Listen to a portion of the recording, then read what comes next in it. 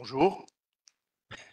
En tant que membre du département des arts de Beit el-Hakma et en tant que réalisateur de films documentaires à caractère anthropologique, j'ai. Vous m'entendez pas? Je vais avancer le micro. Ça va, vous entendez mieux? Mieux comme ça? Merci. Donc, bonjour. Euh, En tant que membre du département des arts de Beit el-Hakma et en tant que réalisateur de films documentaires à caractère anthropologique, j'ai le grand plaisir et l'honneur d'introduire et de modérer cette 5e session du symposium international intitulé Comment va le monde? Penser la transition, organisé par le département des sciences humaines et sociales de l'Académie. Je remercie le professeur Sedir Jeudi pour sa sollicitation. Alors, cette session comportera 2 interventions qui traiteront de la justice sociale dans 2 contextes différents, à savoir la Tunisie post-révolutionnaire et le Québec d'aujourd'hui, subissant chacun à sa manière l'impact de la mondialisation. La première intervention sera celle du professeur Ahmed Melliti, sociologue et anthropologue de l'Université de Tunis El-Manar et président de l'Association internationale des sociologues d'expression française. Auteur de plusieurs ouvrages sur les jeunes, il présentera les résultats d'une enquête menée dans 5 régions de Tunisie dans le but de cerner les motifs du sentiment d'injustice dans la tranche d'âge entre 18 et 35 ans. À l'écoute de l'espoir et de la détresse des jeunes, cette intervention, cette investigation, qui résume leurs revendications et doléances, s'intitule Critique ordinaire d'un monde injuste, enquête sur le regard des jeunes en Tunisie. La précarité et la marginalisation seront encore à l'ordre du jour dans la 2e intervention intitulée Les laissés pour compte dans les démocraties contemporaines, et qui sera donné par le professeur Michel Toussignan du département de psychologie spécialisé dans la question du suicide de l'Université du Québec à Montréal. Le professeur Toussignan analysera les causes de la paupérisation de couches sociales vulnérables suite aux mutations des modes de production dans un Québec où le débat sur la souveraineté nationale reste un sujet actuel et central.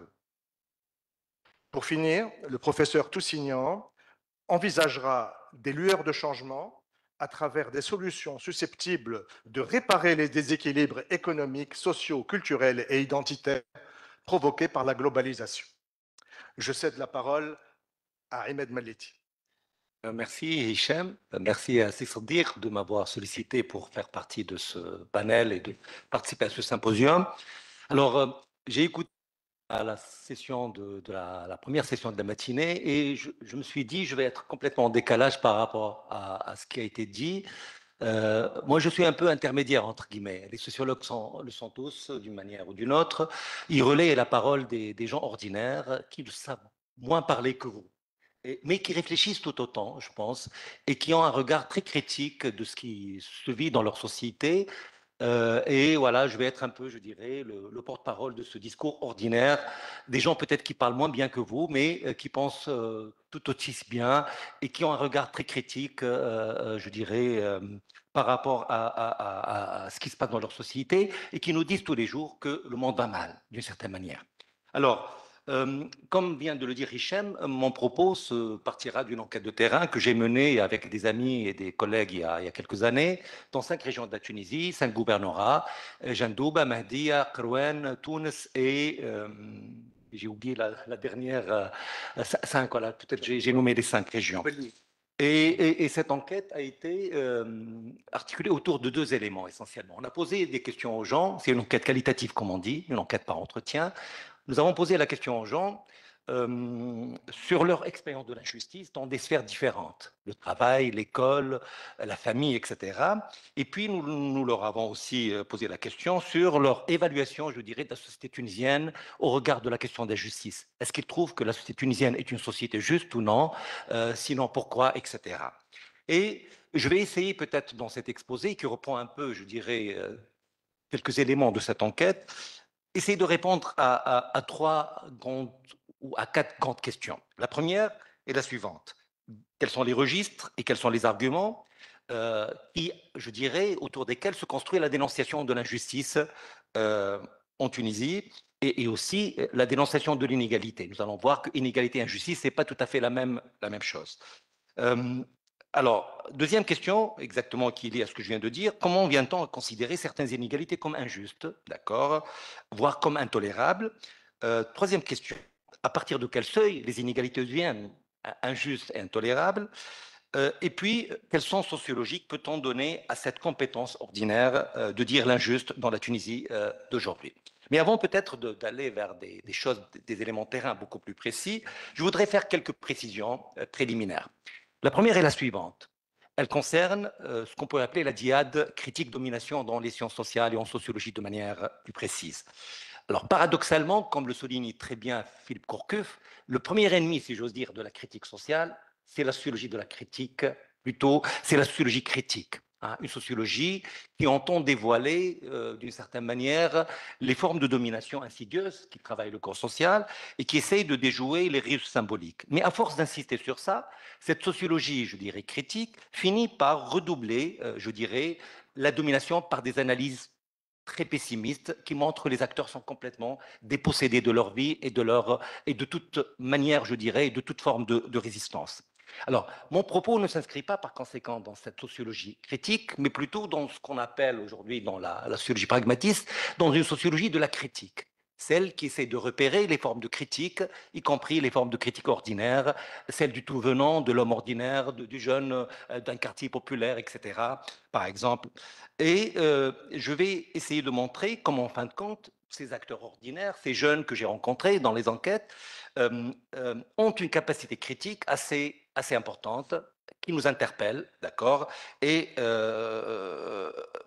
qu'ils font ça, je dirais, sur la base parfois de principes de justice bien clairs, comme le mérite, le besoin, l'égalité, etc., mais qui font ça aussi à partir d'un sens commun de la justice, d'une certaine manière. Quelque chose d'intuitif, hein, de partagé, qui est là et qui sous-tend leur manière d'argumenter. Alors, euh, je tiens à préciser autre chose. Ce que je viens de vous dire est quelque chose qui a été débattu dans les sciences sociales depuis longtemps. L'un des ouvrages, à mes yeux, les plus intéressants en la matière, c'est un ouvrage qui a été publié par deux auteurs. J'ai oublié le prénom, c'est Grignon et Passeron. Voilà, c'est Claude Grignon et Jean-Claude Passeron, il y a quelques années, sur le sens du populaire et sur la question du populaire. Et Grignon et Passeron, ils disent que, en vérité, les sciences sociales, quand ils abordent cette question, ils versent soit dans ce qu'ils appellent le misérabilisme, hein, ils montrent que même les formes de résistance, je dirais, des gens dominés restent inopérantes, inefficaces, etc., que finalement c'est la domination qui l'emporte, d'accord, ou au contraire le populisme qui essaie d'encenser, je dirais, les formes de résistance, de les accentuer, de montrer que les gens sont doués d'une capacité surhumaine pratiquement, je dirais, de résister et qu'il y a des forces de libération, voilà, qui sont là dans la culture populaire, etc.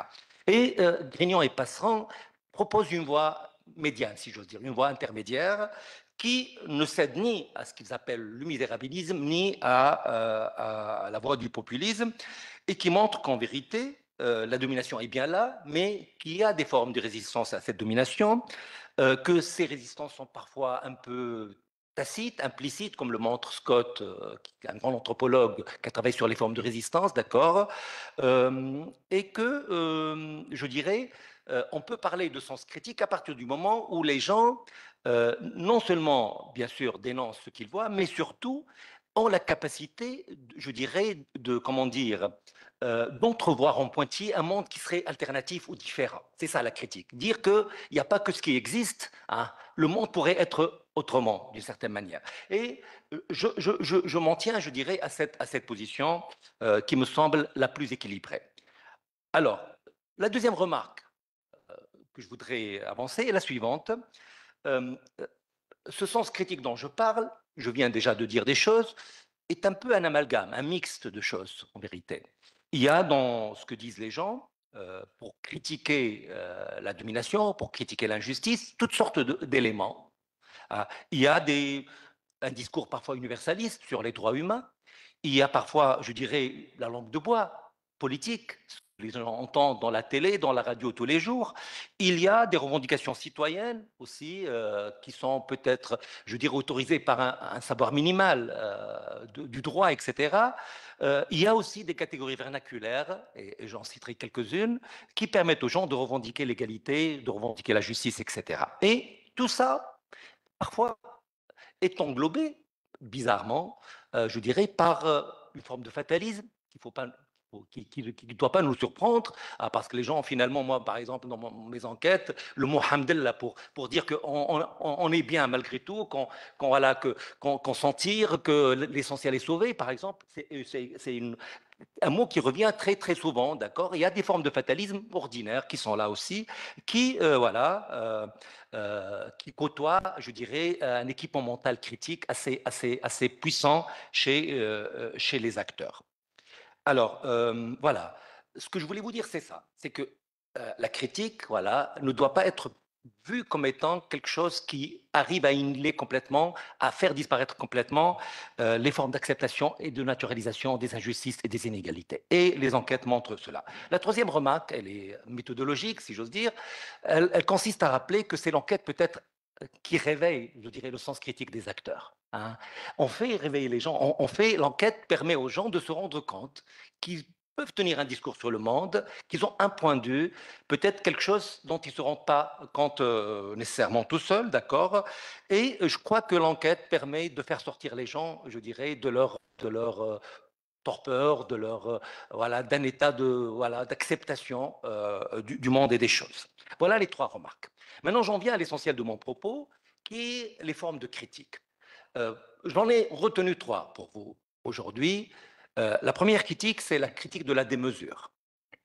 Et vous allez voir que ce que disent les acteurs ordinaires a des résonances, je dirais pas des résonances, ils dialoguent bizarrement avec des travaux de philosophes et d'intellectuels qui ont passé des années et leur vie peut-être à penser des choses. Hein. Mais les acteurs ordinaires vont dire ça dans leurs mots, en utilisant, en maniant des catégories tout à fait simples qu'ils tirent de leur expérience. La deuxième forme je dirais, de critique, c'est la critique de la conversion des capitaux. Je vais préciser ça ensuite. Et finalement, je terminerai par la revendication d'égalité comme étant l'un, je dirais, des ressorts les plus importants de la critique ordinaire. Je commence par la critique de la démesure. Alors, que nous disent les gens, les jeunes que nous avons rencontrés? Ils nous disent la chose suivante. Ils nous disent les inégalités sont là. Il n'y a pas de monde où tout le monde est égal. Hein. C'est presque une loi de la nature, ou presque. Mais ils nous disent que les inégalités sont acceptables jusqu'à un seuil. Au-delà de ce seuil, elles deviennent scandaleuses, d'une certaine manière. Et je dirais, elles deviennent scandaleuses à partir du moment où elles dépassent le sens de la mesure, où elles deviennent démesurées. Par exemple, on peut accepter que les gens ne touchent pas le même salaire, qu'un médecin ne touche pas le salaire d'un travailleur journalier dans le bâtiment en Tunisie, mais on ne peut pas accepter le fait qu'un médecin touche 100 fois ce que touche un ouvrier, je dirais, dans le bâtiment. Il y a des seuils de tolérance, d'accord, qui sont là et qui font que l'inégalité, lorsqu'elle dépasse un certain seuil, elle devient inacceptable. Alors, ce que disent les gens, rappelle des travaux très importants sur la démesure. Hein. La plénoexie, disent les philosophes. Hein. Il y a un philosophe français qui a travaillé sur ça, qui s'appelle Denis Robert Dufour, qui montre en fin de compte que, en vérité, ce qui dérange, ce n'est pas l'inégalité, mais c'est l'excès d'inégalité, d'accord. Et cet excès d'inégalité ouvre la voie à une revendication, je dirais, de redistribution. Hein. À partir du moment où on constate que, voilà, que les inégalités peuvent être acceptées jusqu'à un seuil, hein, au-delà, passer ce seuil, on dit que il y a une sorte de rappel à l'ordre et on dit qu'au-delà de ça, il faut quand même donner un peu à ceux qui en ont trop, d'accord, à ceux qui n'ont absolument rien. Alors, les enquêtes, l'intérêt des enquêtes, ce n'est pas seulement, je dirais, de conforter des hypothèses et des thèses philosophiques, mais de le faire dans le langage des gens, le langage de la vie ordinaire. Et la notion qui était mobilisée par les gens pour désigner cette démesure, c'est le mot kofr. Alors, pour les gens qui connaissent l'arabe, le mot kufr veut dire sacrilège, veut dire blasphème, etc. Pourquoi on parle de kufr? Le mot kufr ici est utilisé dans un sens séculier, pas dans le sens religieux du terme. Et il désigne, je dirais, quelque chose dans laquelle il y a une sorte de vanité, de volonté, de puissance, si j'ose dire, euh, euh, euh, qui devrait être uniquement l'apanage de Dieu. Hein. Les hommes ne doivent pas aller, je dirais, dans cette demande, dans ce désir de puissance à ce degré-là, sinon c'est comme s'ils étaient voilà, dans une forme de blasphème. Et puis le mot kofr désigne, je dirais de manière un peu plus séculière, autre chose. Il désigne une forme d'offense ou d'outrage, si j'ose dire, à l'ordre du monde, et qui fait que le monde devient déraisonnable d'une certaine manière. Alors, ce qui est intéressant quand on parle de démesure, c'est que cette notion de démesure, comme je l'ai dit, ouvre la voie à un rappel à l'ordre, à une éthique de l'équilibre, hein, du dosage et du raisonnable. Hein. Il ne faut pas dépasser les limites, il ne faut pas être dans cette déraison en quelque sorte. Et la plupart des interviewés, je dirais, quand on les interroge sur des choses comme les salaires, par exemple, des chefs d'entreprise, des grandes firmes internationales, tout ça, ils expriment leur indignation et ils nous disent surtout que, hein, avant de donner autant à des gens qui en ont déjà suffisamment, il faut parer à l'essentiel, c'est-à-dire à donner, à assurer à des gens qui n'ont rien leur pain quotidien. Et qu'est-ce qui se passe à travers je dirais, cette argumentation? Ce qui se passe, c'est que le principe du besoin reprend, je dirais, sa place hiérarchique à la tête, je dirais, des principes de justice. Hein. D'abord, il faut assurer le besoin de tout un chacun. Après vient le principe du mérite, voilà, et enfin le principe de l'égalité. Et cette hiérarchie des principes de justice, on la trouve dans toutes les enquêtes pratiquement partout dans le monde, pas qu'en Tunisie, même s'il y a bien sûr des sociétés qui insistent beaucoup plus sur le mérite, par exemple, que d'autres, etc. D'accord. Mais voilà, il y a une sorte de rappel à l'ordre qui fait que voilà, on se rend compte que d'abord, il faut assurer le besoin de tout un chacun avant de donner à ceux qui ont déjà suffisamment. Alors, je peux vous citer des extraits de terrain, parce que c'est ça mon travail, de relayer la parole des gens ordinaires. Hein, ça, c'est important, je crois, dans l'éthique du sociologue. Et dans les entretiens que j'ai pu faire, par exemple, il y a des choses comme ça. Un jeune nous dit, par exemple, les médecins doivent avoir de bons salaires, mais ça doit être proportionnel aux efforts qu'ils fournissent. Les médecins qui travaillent dans les coins reculés du pays, par exemple, ils doivent avoir un meilleur salaire que ceux qui travaillent dans les grandes villes. Les médecins ne veulent pas travailler à Jandouba, par exemple, et tiennent à avoir des salaires élevés. Il est issu de Jandouba. Ce qui fait, il rappelle à l'ordre les médecins qui ne veulent pas aller dans les coins les plus reculés du pays. Alors, il poursuit, je saute des choses, il dit euh, euh, des gens ordinaires ont des voitures parmi les plus luxueuses au monde. Tant de fastes, de choses impressionnantes. Des jeunes qui possèdent 4 ou 5 voitures. Ils dépensent de l'argent tous les soirs, tandis que les autres meurent de faim. Notre société est très inégale. Certains sont très riches et ne manquent de rien. D'autres sont dans le besoin. Et le mot besoin est utilisé ici pour rappeler, encore une fois, comme je l'ai dit, la hiérarchie des principes de justice, de ce qu'on appelle la justice distributive dans la théorie. Alors, très vite, beaucoup de jeunes aussi rappellent, je dirais, le rôle que doit jouer l'État pour redistribuer. D'accord. L'État, c'est lui qui doit, en quelque sorte, d'accord, faire en sorte que, exactement, que les choses soient un peu plus équilibrées et qu'on ne soit pas dans la démesure et dans le déraisonnable. Alors, dernier élément peut-être par rapport à cette question de démesure, il y a quelque chose qu'on trouve très bien dans la théorie, qu'on trouve par exemple chez Aristote, je crois, qui rappelle que la démesure, non seulement, bien sûr, elle prive des gens parfois, je dirais, de besoins essentiels, mais qu'elle finit par pourrir et corrompre le lien social lui-même. Euh, et qu'elle devient un facteur qui met en danger, qui met en risque hein, le vivre ensemble, la vivre en société. Et la plupart des jeunes nous disent ça, ils nous disent que par exemple, au-delà d'un certain, je dirais, seuil d'inégalité acceptable, d'accord, les gens vont être dans le ressentiment, et même celui qui a, je dirais, qui a acquis ses biens, qui a acquis ses moyens par la voie la plus légitime, se sentira visé par la haine, par le ressentiment des autres. Et par conséquent, beaucoup de jeunes nous disent, moi je préfère j'aime bien avoir une vie confortable. Mais au-delà d'un certain seuil, ça ne m'intéresse plus parce que je vais être, je dirais, voilà, être l'objet du ressentiment des autres. Deuxième élément de critique, c'est ce que j'ai appelé la critique de la conversion des capitaux. Alors cette idée me vient aussi d'un grand philosophe qui s'appelle Michael Walzer. Michael Walzer a écrit un livre très connu sur les sphères de la justice. Et l'idée de Walzer, c'est que l'égalité suppose des normes qui ne sont pas les mêmes quand on change de sphère. C'est-à-dire que les principes qui doivent régir, qui doivent régir la justice plutôt dans l'école, ce ne sont pas les principes qui doivent régir, je dirais, la justice dans la sphère économique, etc. Et on peut, sphère par sphère, exactement, montrer quels sont les principes de justice qui doivent être à l'œuvre, qui doivent être là. Et Walzer, il dit que, par exemple, on accepte que les gens achètent et vendent. Mais il y a des choses qui ne sont pas acheter à vendre et qu'une fois elles deviennent objet de transactions économiques, on est dans quelque chose d'inacceptable. Vendre son corps, ça s'appelle de la prostitution. Et ce n'est pas acceptable, par exemple. Pourquoi? Parce qu'exactement, on applique, on fait en sorte que l'argent devient un bien prédominant dans une sphère où il ne doit pas être dominant, où c'est plutôt l'intimité, l'entente, l'affection qui doivent l'emporter, etc. Alors, les gens ne disent pas peut-être que ce dit Walzer avec autant, je dirais, de justesse, autant d'élégance, mais ils disent des choses similaires. D'accord? Et ils soulignent le fait que l'argent, par exemple, en Tunisie, devient un bien prédominant dans la sphère scolaire où il ne doit pas l'être.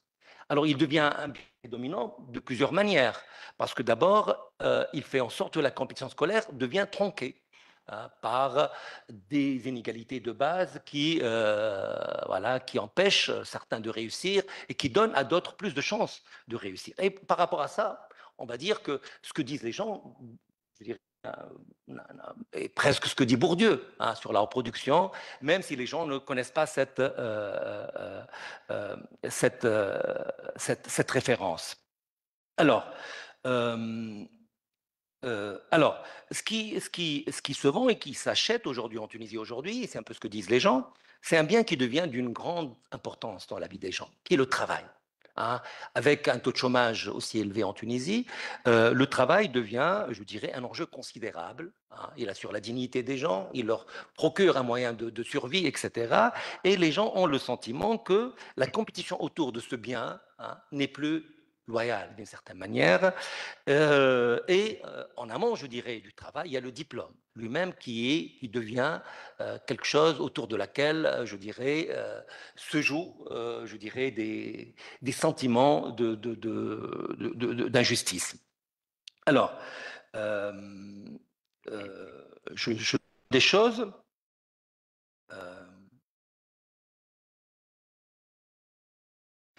Alors, j'en viens au point essentiel. Ce que les gens disent, c'est quoi? Ils disent, en fin de compte, que l'argent, il vient contaminer, si j'ose dire, une sphère où il n'est pas légitime. C'est ça. C'est-à-dire, il permet à des gens d'acheter presque des diplômes. Même s'ils ne les achètent pas directement, d'accord, ils vont les acheter à coût de cours de soutien, ils vont les acheter à court de moyens, ils vont les acheter en pouvant aller dans des écoles, je dirais, voilà, où ils payent cher leur formation à l'étranger, etc., ce que ne peuvent pas se permettre d'autres personnes. Et les gens, en fin de compte, disent finalement que voilà, l'argent qui est censé, je dirais, être je dirais, dominé dans la sphère économique, voilà, finit par contaminer des sphères où il n'est pas légitime. Et de manière, je dirais, plus générale, les gens critiquent toutes les formes de conversion qui permettent à des gens d'utiliser des capitaux. Par exemple, le lien, je dirais, le capital qu'on appelle le capital social, c'est-à-dire le réseau familial. Comment ce réseau familial permet à des gens d'obtenir un emploi au détriment du diplôme. Et très souvent, il y a beaucoup d'éléments d'enquête qui montrent, en fin de compte, ou qui reviennent sur un thème classique dans la théorie sociologique, qui est le thème de ce qu'on appelle le passager clandestin. C'est-à-dire la personne qui est là et on ne sait pas comment elle est arrivée. Elle est arrivée par des moyens illégitimes. Par exemple, le fonctionnaire qui occupe un poste sans le mériter d'une certaine manière. Et la plupart des gens, qu'est-ce qu'ils disent? Ils disent, enfin bon, ce monsieur-là qui est là en face de moi, il a usurpé ma place. J'aurais dû être à sa place. Et même si, bien sûr, c'est pas ce monsieur en tant que tel qui compte, hein, c'est un autre, comme dit un sociologue, c'est un autre hein, c'est n'importe qui, c'est pas nécessairement la personne qui est en face de nous. Mais de manière générale, l'idée que les personnes ne sont pas à leur place parce que d'autres qui n'ont pas, je dirais, la légitimité d'être à cette place, qui finissent par l'obtenir par des moyens illégaux, c'est-à-dire par l'usage de capitaux qui ne doivent pas avoir cours dans la sphère en question, hein, en l'occurrence l'argent. Alors, la troisième forme de critique et tourne autour de la revendication de l'égalité. Alors, je viens de dire une chose très importante au départ, c'est que, en fin de compte, l'égalité n'est pas aussi sacralisée que ça. Les gens s'accommodent de l'inégalité. Ils s'accommodent de beaucoup d'inégalités. Et la question est de savoir qu'est-ce qui fait que cette acceptation de l'inégalité, que la naturalisation de l'inégalité ne fonctionne plus. Qu'est-ce qui fait qu'on n'accepte plus l'inégalité? Alors, autour de cette exigence, je dirais, ou cette revendication d'égalité, il y a plusieurs éléments qui sont très intéressants. La première chose, peut-être, qui est très importante à rappeler, c'est que finalement, lorsque les gens parlent d'inégalité, ils n'ont pas en tête un feuilleté, si je veux dire, social. Ils n'ont pas en tête une hiérarchie. Ce qu'ils ont en tête, c'est un rapport, je dirais, dissymétrique, un rapport de domination, hein, dans lequel l'individu se sent écrasé. Il n'existe plus. Et par conséquent, le registre, philosophiquement, je dirais, qui s'applique, c'est pas du tout la théorie marxiste, ou presque, d'accord, mais c'est plutôt ce qu'on appelle le paradigme de la reconnaissance, hein. Les individus peuvent s'accommoder par beaucoup d'inégalités à partir du moment où ils se sentent reconnus comme individus. Lorsqu'ils ne sentent pas qu'ils ont perdu leur humanité, lorsqu'ils ne sentent pas qu'ils ont perdu leur dignité, etc. Et la métaphore qui revient très souvent, ça c'est extraordinaire, pour signifier je dirais, cette forme d'écrasement, d'accord, et d'effacement de la dignité humaine, c'est le terme du piétinement, hein. La métaphore du pied, de l'écrasement, etc., reviennent beaucoup dans le discours des acteurs. On parle beaucoup d'être sous les bottes, d'être au-dessus de, je sais pas, au-dessous de zéro, hein, il n'y a que le bas. Hein, il y a cette idée de subalternité dans le sens presque propre du terme, d'accord, dans laquelle la soumission est réellement être sous quelque chose, hein, qui explique d'ailleurs par ailleurs que, par exemple, les jeunes apprentis n'acceptent pas d'être des apprentis garagistes, travailler dans la mécanique, parce qu'ils vont être sous les voitures. Hein. Être sous quelque chose, c'est quelque chose qui effraie, hein, d'une certaine manière. Et très souvent dans les enquêtes, hein, il y a énormément de choses autour de cette question, je dirais, voilà, du mépris, de l'humiliation, etc. Hein. C'est pas réellement une revendication d'égalité, mais je dirais une revendication d'existence et de reconnaissance sociale. Alors, peut-être avant-dernier élément, et j'espère que je suis dans les temps, qui est très intéressant, c'est que lorsque les gens revendiquent l'égalité, ils la revendiquent d'abord en utilisant ce que des sociologues appellent la commune humanité. On doit être égaux au moins parce qu'on est tous des êtres humain. Et l'expression, bien sûr, qui vient sur la bouche des gens, c'est une expression tunisienne qui est nous sommes tous, je dirais, nous avons tous eu une gestation de 9 mois dans le ventre de nos mères. Et ce qui est intéressant dans cette expression, ما فيناش واحد قعد 11 شهر في كرشمو, d'accord. Et ce qui est intéressant dans cette expression, c'est le fait de rappeler que dans l'humain, il y a quelque chose, je dirais, de fondamental, de basique, qui est là, qui est partagé, qui est le biologique. Hein. L'expression peut-être tunisienne parle de naissance, mais en vérité, elle sous-entend aussi la mort. Hein. Nous sommes tous des enfants de 9 mois, d'accord, mais nous allons tous terminer dans le même trou, entre guillemets, d'accord. Et ce rappel du biologique comme étant, je dirais, un étalon ou un principe qui permet de formuler et d'exprimer l'égalité, on trouve ça ailleurs, pas qu'en Tunisie. Il y a des travaux de François Dubé qui a travaillé beaucoup sur l'inégalité au travail, par exemple, qui montrent comment, en fin de compte, le biologique sert, en fin de compte, de référent ultime. Hein, c'est lui qui permet finalement, d'accord, de dire cette égalité foncière, cette égalité fondamentale qui doit être là. Mais dans les entretiens, il n'y a pas que ça, hein.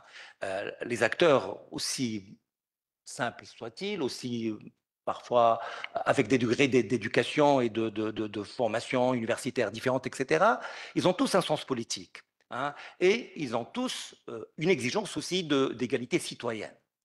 Et ça, c'est intéressant. Peut-être c'est l'effet révolution aussi qui a fait ça, mais de manière générale, dans toutes les enquêtes, on trouve cette exigence d'égalité citoyenne. Et la plupart des acteurs insistent sur une chose. Ils nous disent que la citoyenneté de la carte d'identité formelle ne compte pas. C'est pas ça le plus important, hein. Il y a ils exigent en quelque sorte, je dirais, une forme de citoyenneté réelle, hein, qui, à leurs yeux, n'existe pas.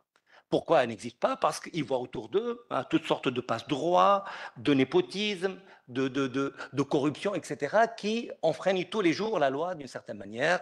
Et la revendication des individus, c'est exactement d'arriver à cette citoyenneté réelle. Et la plupart, et pas la plupart, mais on a observé des cas dans lesquels les jeunes disent, moi, ma carte d'identité, je peux la jeter, je peux la déchirer. C'est rien ça, hein. C'est un papier qui, voilà, qui n'a pas, je dirais, voilà, de portée réelle dans la vie.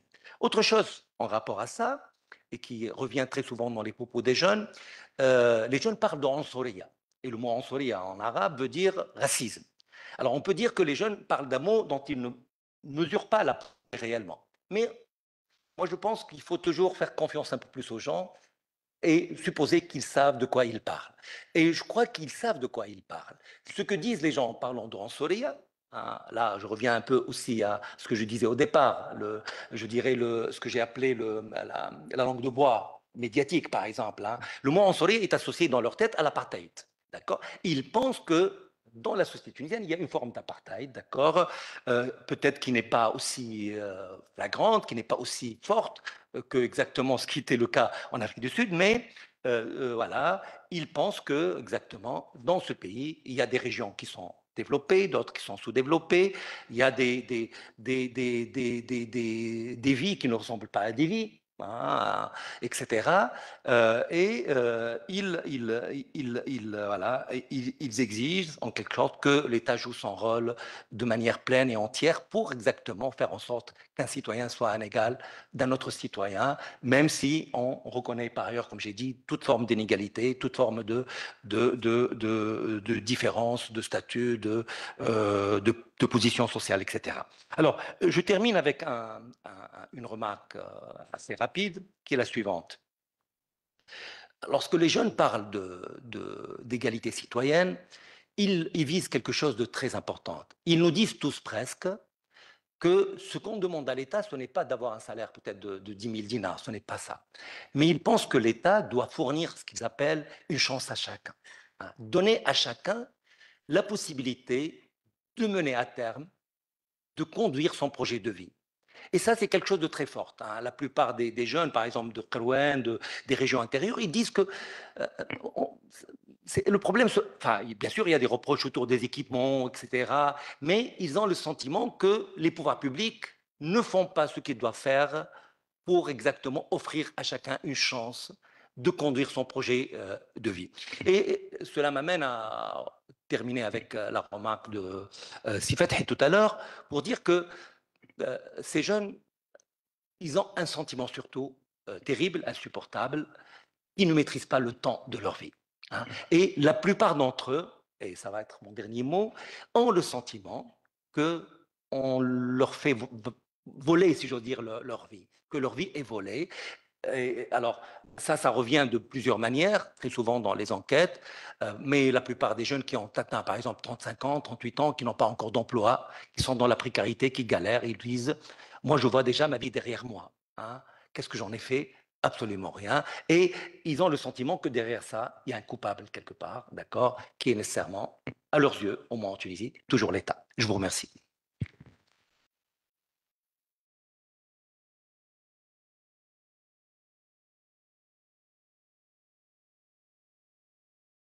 Dans lequel vous avez, au cours de laquelle vous avez rencontré la critique ordinaire. C'est ce qu'on pourrait appeler aussi le bon sens. Le bon sens, c'est lorsque l'expression des émotions est en phase avec le langage et un langage que vous avez décrypté pour dresser une liste de valeurs et de représentations qui animent l'esprit des jeunes aujourd'hui en Tunisie. Donc, nous allons céder la parole au professeur Michel Toussignan, qui lui est spécialiste du suicide au Québec depuis 1975. Donc, c'est un éminent professeur qui s'intéresse aux causes du suicide et à sa prévention. D'abord, je remercie évidemment le comité, le comité organisateur avec Cédric Gézy et Gilles Bibeau, de même que l'Académie qui nous reçoit ici. Je pense que c'est un grand honneur de venir partager avec vous quelques réflexions sur nos recherches, surtout en discuter et essayer de trouver des façons, des stratégies pour améliorer la vie de nos concitoyens. Voilà. Alors, la recherche que je viens vous présenter ce matin, elle concerne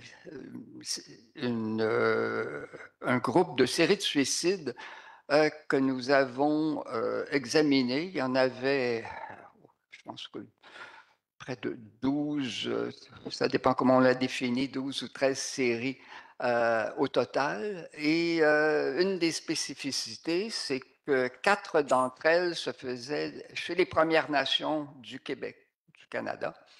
Donc, ça nous permettait aussi un peu de regarder les points communs et les différences entre les deux secteurs. On est parti d'une façon assez naïve dans cette recherche, c'est-à-dire que notre contexte théorique bon, se tenait debout, mais on a eu notre subvention. Mais heureusement que nous étions naïfs parce que si nous faisions maintenant un contexte théorique qui impliquait beaucoup de politique, peut-être qu'on n'aurait pas eu la subvention. Alors, vous allez comprendre au fur et à mesure comment les choses se sont développées. Je voudrais faire une brève introduction pour montrer que la situation que je rapporte du Québec n'est pas unique. Ça fait partie de grands courants sociopolitiques qui ont touché l'Amérique du Nord. Enfin, je vais parler seulement de l'Amérique du Nord et un peu de l'Angleterre et de la France. Je pourrais continuer sur l'Amérique latine que je connais bien, mais les dynamiques sont tellement différentes que je vais les laisser de côté. De même pour l'Afrique et l'Asie. Cette dernière, je le connais moins. Voilà. Alors, depuis, on en a beaucoup parlé ici, depuis spécifiquement les années 60, mais avec une accélération dans les années 70, on a vu apparaître une espèce de libéralisme économique. Je ne m'étendrai pas là-dessus. Il y a des gens plus compétents que moi qui en ont fait l'analyse dans le cadre de ce congrès. Mais c'est des choses donc, qui ont alors là, on a bien analysé les mécanismes. Maintenant, ce que je vais faire aujourd'hui, parce que je ne suis pas un économiste ni un sociologue théorique, c'est de voir l'envers, c'est de voir les gens qui étaient de l'autre côté et surtout les gens qui ont été oubliés, dépossédés, dont on parle peu parce que même au cours de cette évolution, ils ont tellement perdu de choses qu'ils ont même perdu leurs médias de communication. Un à un, on voit les journaux locaux, les télévisions locales qui s'effacent parce que quand il est question de faire des économies, on retire les postes de télévision locaux, de telle sorte qu'on est de moins en moins informé sur le devenir de ces communautés. On sera peut-être surpris au point de départ de trouver que ces problèmes de transformation économique qui ont beaucoup touché les gens de la classe ouvrière en particulier sont souvent dans des territoires qui sont sous l'emprise de la politique de Trump. Alors, ils ont un des régions les plus affectées par des transformations, ça a été le sud-est des États-Unis. Donc, au niveau géographique, ça part de l'ouest de la Pennsylvanie, ça descend par la Virginie de l'Ouest et ensuite ça s'étend sur les États du Sud qu'on connaît bien, les deux Carolines, la Georgie, de même que le Tennessee, le Mississippi et l'Alabama. Donc, sont plusieurs études depuis une vingtaine d'années qui ont pointé sur le fait que ces États il y a même un sociologue qui s'est amusé à faire la corrélation entre la musique western, la popularité de la musique western et le suicide. Il y avait des relations très élevées. Évidemment, ce n'est pas la musique western qui décourage les gens, qui les rend, mais c'était les gens qui vivaient donc dans ces régions rurales ou semi-rurales, parfois industrielles même, qui ont été les plus touchés par les transformations qui ont eu lieu au cours des dernières décennies. Il y a un livre de deux économistes de la santé qui s'appelle Case and Deaton. C'est un couple d'Anglais qui ont migré, qui sont partis de l'Angleterre pour aller s'établir à Princeton aux États-Unis et qui ont fait une analyse assez développée sur une épidémiologie psychiatrique et ça s'appelle The Death of Despair and the Future of Capitalism. Donc, très rarement voit-on dans le monde anglo-saxon le mot capitalisme dans un titre d'article ou de volume. Mais je pense qu'ils avaient eu, je pense que Dayton se définit comme un marxiste ou certainement comme un socialiste, et il fait une critique assez acerbe de l'économie américaine parce que il voit comment les transformations dans le marché du travail ont touché beaucoup ces populations-là du sud-est des États-Unis. Alors, ça s'appelle, qu'est-ce qu'on appelle par les morts du désespoir? Bien sûr, on va tous nommer en premier lieu le suicide. C'est par excellence, c'est dans ces régions-là aussi qu'on voit les plus hauts taux de suicide, soit par pendaison, armes à feu. C'est assez intéressant de montrer aussi que quand les gens s'achètent des armes à feu, la plupart du temps, c'est pas pour tuer des Noirs, parce que les Noirs n'osent pas entrer sur leur territoire. C'est souvent leurs voisins, mais surtout des gens de leur famille qui les prennent pour se suicider. Alors, on est conscient des hauts taux d'homicide, mais moins des très forts taux de suicide qui sont associés avec la libéralisation des armes à feu. Donc, il y a le suicide, il y a aussi les overdoses et les morts par overdose. Et pourquoi les gens meurent par overdose? Parce qu'il y a tout d'abord une surutilisation des médicaments pour soigner la douleur physique. Et ce n'est pas nécessairement une douleur physique qui provient d'une maladie, mais c'est la douleur de vivre, pour ainsi dire. Et les médecins qui sont incapables de diagnostiquer la source de ces douleurs vont médicamenter à l'excès ces gens-là, plutôt que de voir d'où viennent ces douleurs-là. Même, il y a certains médecins qui pourraient avoir le titre de pusher parce qu'ils doivent vendre autant de médicaments pour soigner la douleur que d'autres vont vendre de la marijuana ou des drogues fortes dans le même milieu. Alors donc, c'est un peu scandaleux, mais après ça, les gens font des drogues plus fortes et ce qui fait qu'on voit qu'il y a des excès de décès par overdose. La troisième forme de décès, c'est l'hépatite du foie. Bon, alors l'hépatite du foie, ça provient encore là d'une façon autre de faire face à la douleur, à la dépression ou à la mélancolie de la vie. Et il y a des très hauts taux donc de décès par le foie. Bon, cette étude épidémiologique, évidemment, pour comprendre ce qui se passe dans cette région-là, il faut compléter les études épidémiologiques classiques par d'autres sources d'informations.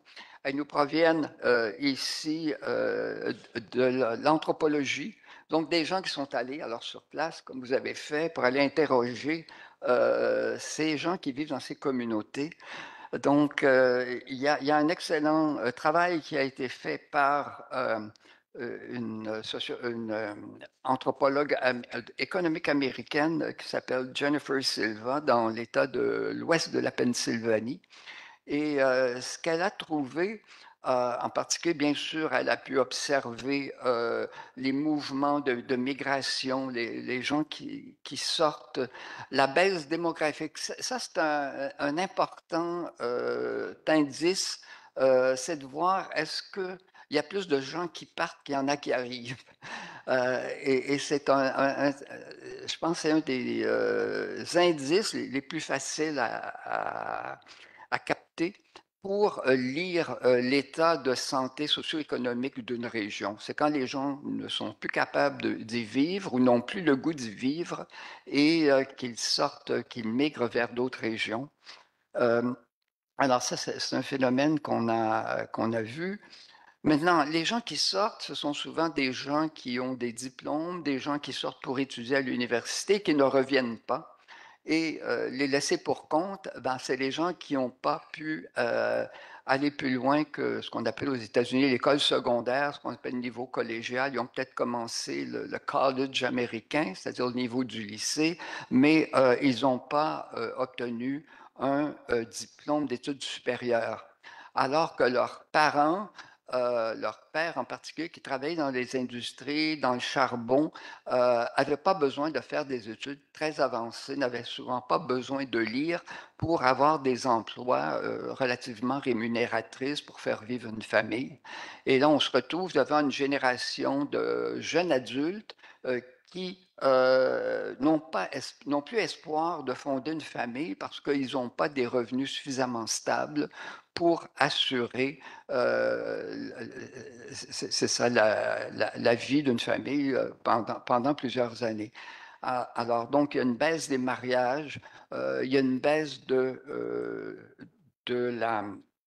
je ne me rappelle plus ce que je voulais dire, peu importe. Donc, on voit des changements profonds qui se produisent. Ce qui est particulier à la société américaine, c'est euh,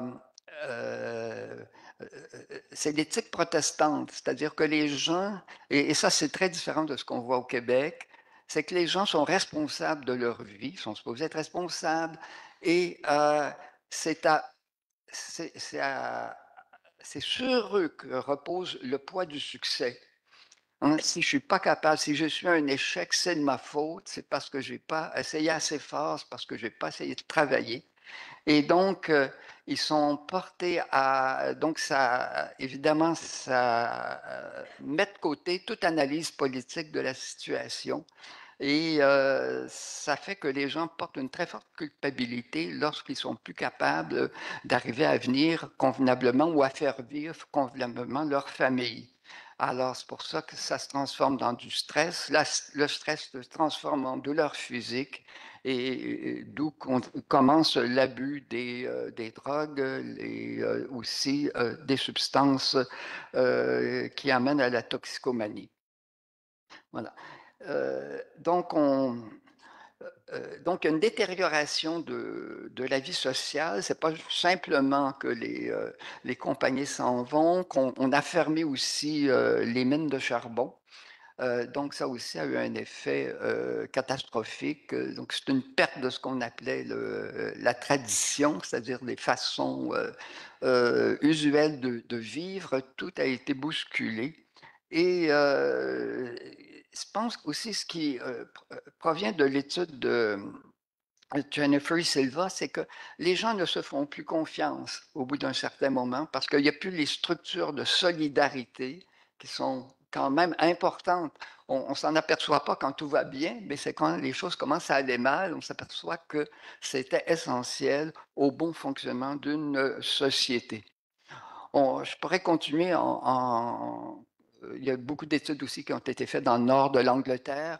On sait qu'avec Margaret Thatcher et la fermeture des mines de charbon, ce qui n'est pas une mauvaise chose en soi, mais parce que c'est très polluant, mais on n'a pas tenu compte de la survie des gens qui restaient sur place et qui sont restés prisonniers et qui ont vu peu à peu leur niveau de vie se défaire, particulièrement le transport interurbain est devenu privé, ce qui fait que les services ont été réduits et on est mis devant le constat que les gens ont accès gratuitement aux services de santé, mais ils ne peuvent pas se rendre dans des lieux où il y a des médecins, où il y a des infirmières pour les soigner. Ils n'ont plus de voiture. Il y a même des gens qui ont encore la télévision en noir et en blanc. Alors, ils se sentent aussi humiliés de se retrouver dans des situations comme celle-là et sans perspective d'avenir. Alors, je vais aussi ce qui est important au niveau méthodologique, j'ai lu quelques romans qui font le complément des études anthropologiques et assez curieusement pour les États-Unis, les romans que j'ai lus, c'était ceux de... Je ne retrouve pas. En tout cas, ce sont deux auteurs. Il y a Anne Proulx qui écrit un volume extrêmement dur sur le capitalisme américain qui s'appelle Burskins. Et en a un autre que je ne connais pas qui montre aussi comment cette idéologie cette idéologie de l'autoresponsabilité de son échec évidemment conduit les gens à des cul-de-sac, à déprimer et souvent à se suicider dans leurs romans. Alors, c'est intéressant que ce soit les deux romanciers avaient des origines québécoises. Ils étaient nés aux États-Unis, mais de parents, au moins un ou deux parents québécois. Peut-être qu'avec la perspective catholique, ils pouvaient mieux voir l'incongruité de l'idéologie américaine. Alors, cela dit, on va revenir au Québec à notre étude. Ça va jusque... Bon, il me reste un peu de temps et c'est 10 minutes, ça va. Alors donc, cette étude que nous avons faite à la fois dans des villes et villages québécois et dans quatre villages des Premières Nations. Gilles Bibeau était participant. Je vais y revenir avec le travail qu'il a fait à Wemotachi. Donc, on voit. Alors, ce que j'ai dit, c'est des séries de suicides. Qu'est-ce que c'est qu'une série de suicides? Je la définis comme ça. C'est quand il y a des suicides qui surviennent dans une communauté, qui sont séparés par moins de 6 mois. Généralement, ça peut être quelques semaines, un mois ou deux. Et des gens qui non seulement se connaissent, parce que dans un village, tout le monde se connaît, mais c'est des gens qui se fréquentent, qui socialisent ensemble, où soit par amitié ou soit par des relations de parenté. Donc, c'est des gens qui sont à l'intérieur de réseaux sociaux qui sont rapprochés. Hum, euh, Maintenant, ça ne veut pas dire qu'il y a seulement ces gens-là qui meurent. Généralement, il y a un village à Kozabskal, un village d'à peu près 2000 habitants. On a eu, c'est peut-être un de nos cas les plus dramatiques et qui a été les mieux documentés. Il y a 10 hommes qui se sont suicidés en l'espace de 2 ans et demi. Et ils provenaient d'une même cohorte de, de l'école, ce que j'appelle l'école secondaire, c'est celle qu'on fréquente entre 15 et 18 ans. Ils avaient continué de socialiser ensemble, même si chacun avait pris un peu sa direction de vie. Euh, donc 10, c'est beaucoup dans une société de 2000. Et ça rajoute à ça au moins une douzaine de suicides de gens qui n'étaient pas directement connectés.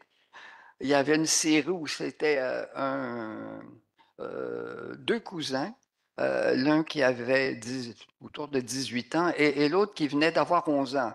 Alors donc, on peut avoir des gens extrêmement jeunes parfois dans ces séries-là, surtout dans les Premières Nations. Euh, et donc, je ne donnerai pas le détail des dynamiques dans chacun de ces villages, même pas dans ce village-ci, je n'aurai pas le temps, on dépasserait vite les 10 minutes. Mais l'impact, ce que j'ai aussi étudié, c'est l'impact social que ça pouvait avoir sur les communautés. Euh, on parlait tout à l'heure de la peur de l'angoisse. Mais c'est un peu le contraire. Enfin, ça ne serait pas le mot que j'évoquerais d'apport. Euh, il y a à la fois, et c'est un peu contradictoire, il y a une stupeur. On est comme frappé par l'insensé que des gens s'enlèvent la vie.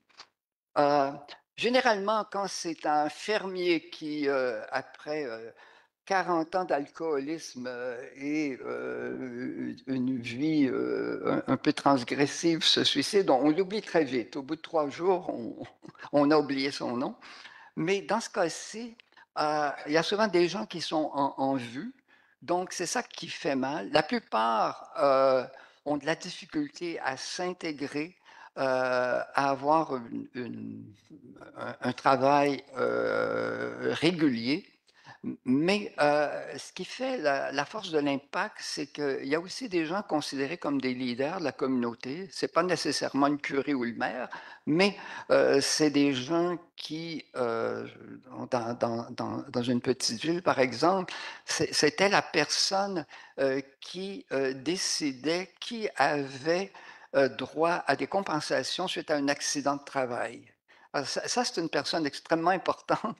Elle a quasiment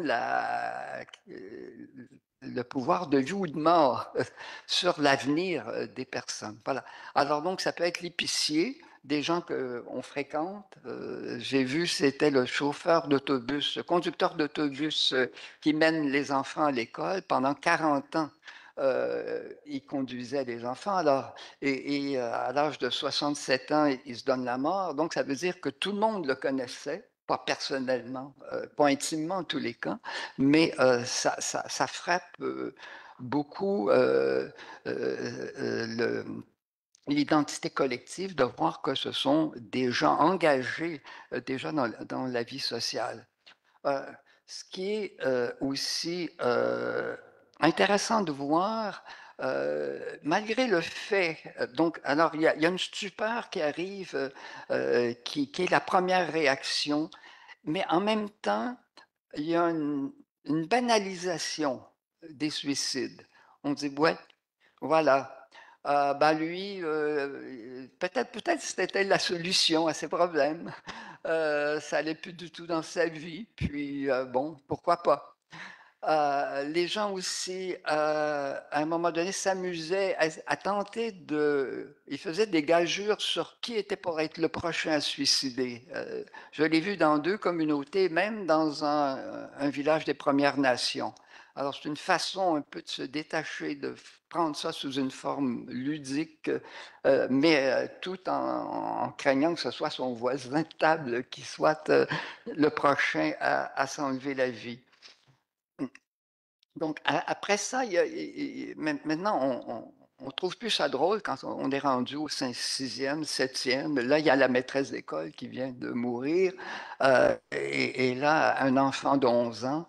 Alors là, on commence à être beaucoup plus ébranlé, et d'une réaction de stupeur, on commence à avoir une relation de dégoût de la situation. Mais qu'est-ce qui nous arrive? Qu'est-ce qu'on... Oh, et là, on commence à dire, il faut faire quelque chose. Il faut faire quelque chose.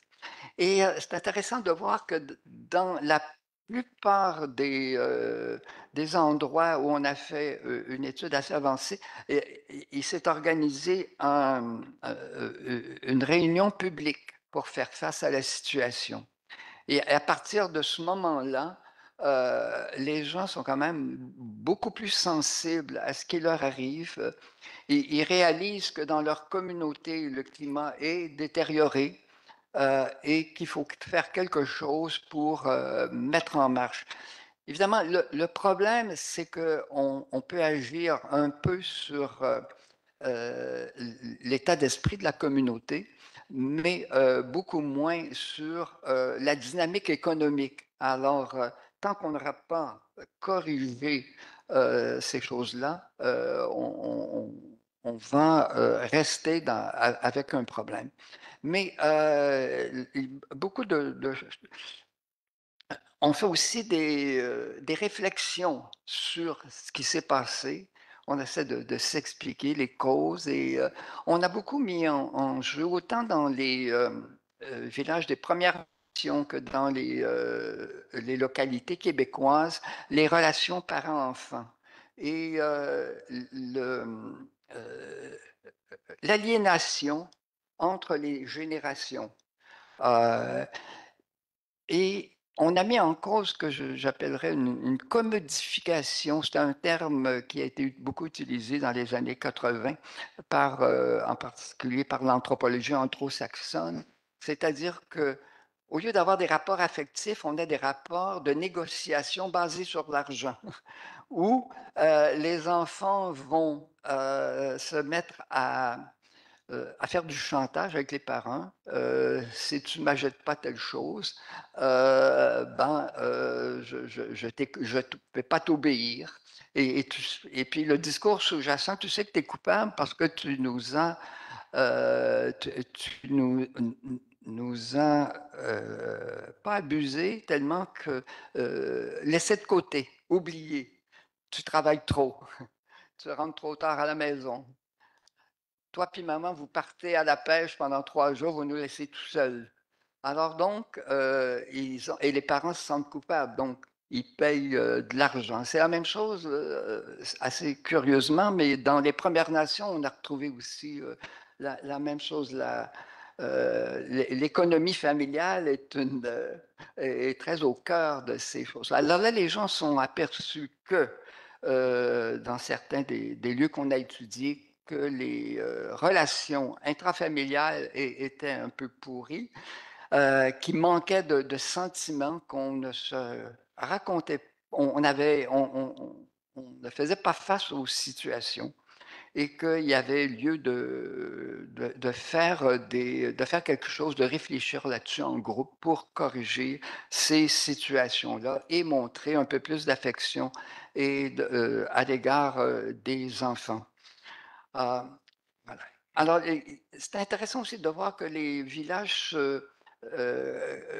les gens se concertent à travers des villages. Dans un des villages, ils avaient fait un montage avec des fleurs, avec un V de la victoire pour montrer qu'on était capable de faire face à la situation, pour inspirer les gens, de donner de l'importance à la vie. Et d'autant plus que beaucoup de suicides arrivent ça c'est très rare que ça arrive au Québec. J'en ai étudié une série de 70 et je pense qu'il n'y en avait aucun qui était sur une place publique. Alors que dans les communautés indigènes, comme dans les communautés qu'on a étudiées, les gens se pendent à un lampadaire dans la rue, ou ils se pendent sur leur balcon. Alors, quand les gens se réveillent le matin, ils voient un corps qui se balance au bout d'une corde. Ou c'est un jeune qui se tire une balle dans la cour d'école. Heureusement, pas devant tous les enfants, mais ça marque la cour d'école comme étant le souvenir est gravé dans cette cour d'école-là, et même si on nettoie les dégâts qui ont été faits, ça va rester symboliquement rattaché. Et aussi, on a organisé, ça c'est assez intéressant, dans un village, et, on a organisé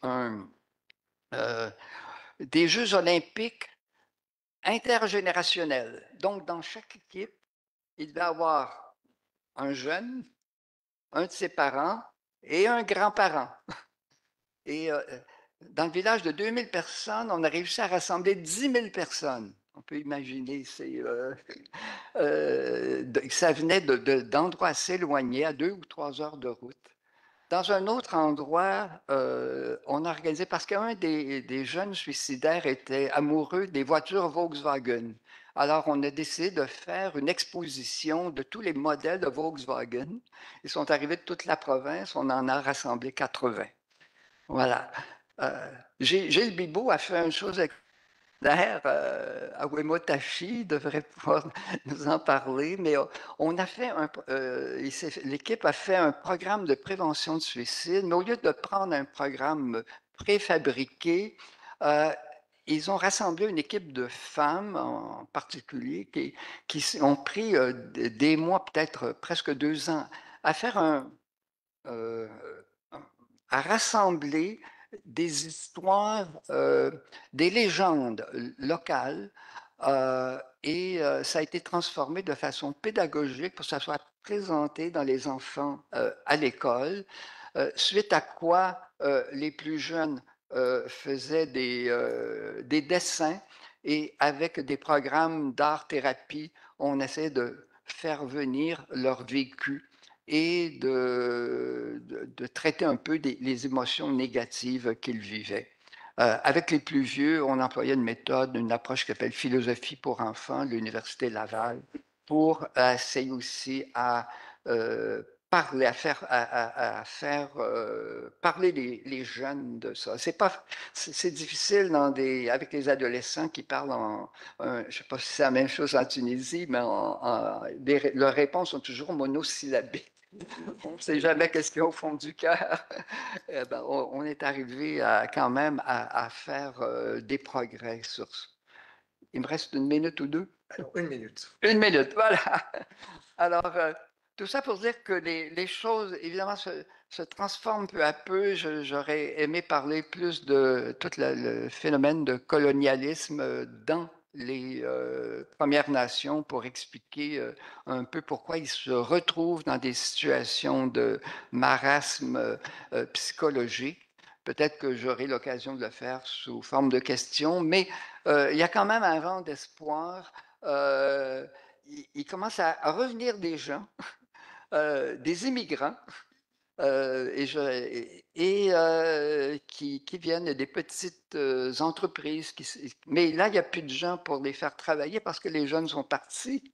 Alors, on est obligé de faire venir des réfugiés. Tout ça. Et c'est un phénomène aussi qui prend racine aux États-Unis. Le New York Times avait un article il y a un mois qui décrivait ce qui se passait au Maine, et ils ont dit, écoutez, dans 15 ans, ça va être comme ça dans tous les États-Unis. Alors donc, il y a aussi les gens qui sont revenus dans les campagnes après la COVID. Il y a eu ce phénomène-là en France. Donc, il y a aussi une revitalisation un peu inattendue, presque accidentelle, mais qui fait que les choses commencent à s'améliorer dans ces régions-là. Alors, je vais Merci. terminer ici. Merci, professeur. Merci, professeur, pour cette présentation édifiante où vous mettez le suicide acte individuel dans la perspective du collectif, de l'économique et du social. Je vais donner la parole à Isabelle Sanfeliu qui va se Merci. faire l'écho de tout ce qui a été dit et introduire le débat dans la salle. Beaucoup de choses, vraiment. Et je commence par Imed, qui nous a parlé de ce monde injuste. Et, et tu te présentes comme le porte-parole.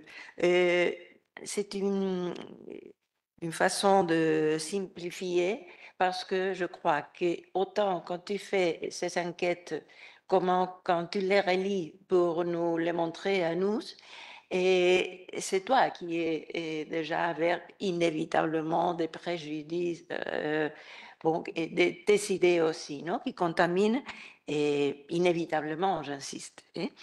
Et c'est un. Et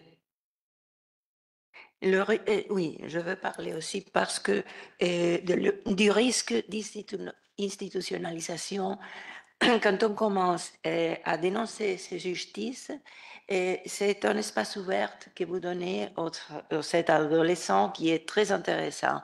Mais comment faire que ça ne se enquiste, ne se rigidifie et s'institutionnalise d'une façon ou d'une autre, non?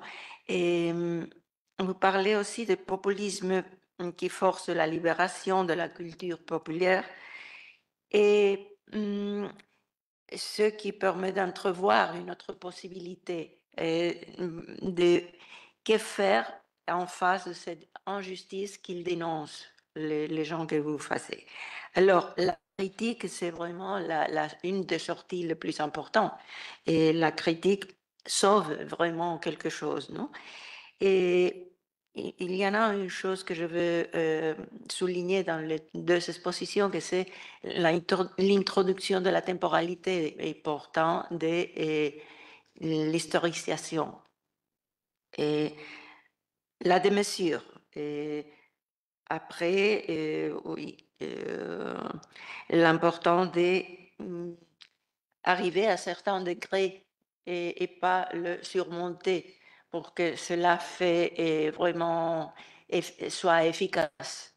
Et le principe éthique et juridique, comment se différence de cet argent qui est contaminé ou ce lieu de cette place qui est occupée aussi d'une façon illégale dans la perspective de quelqu'un. Et la perte d'individualité, ça m'a. Alors, je demande pardon pour ma façon de m'exprimer, mais et la pitié, ces soumissions que vous soulignez aussi, pour moi, c'est très important parce que au moment où on ressent, on fait sentir pitié à l'autre, on le diminue vraiment. Et c'est très, très injuste. Et c'est une façon d'annuler l'autre. Alors, et cette humanité qui est aussi, tu cites comme la biologie au fond, je crois que c'est important. Et pour Michel Toussignon, et ce contexte naïf, bon, je veux résumer un peu, et parce que c'est un peu à la fin la conclusion de tes gens, c'est l'État qui doit faire quelque chose. Et dans la présentation de Michel, c'est les gens qui sont les responsables de faire ou nous faire quelque chose.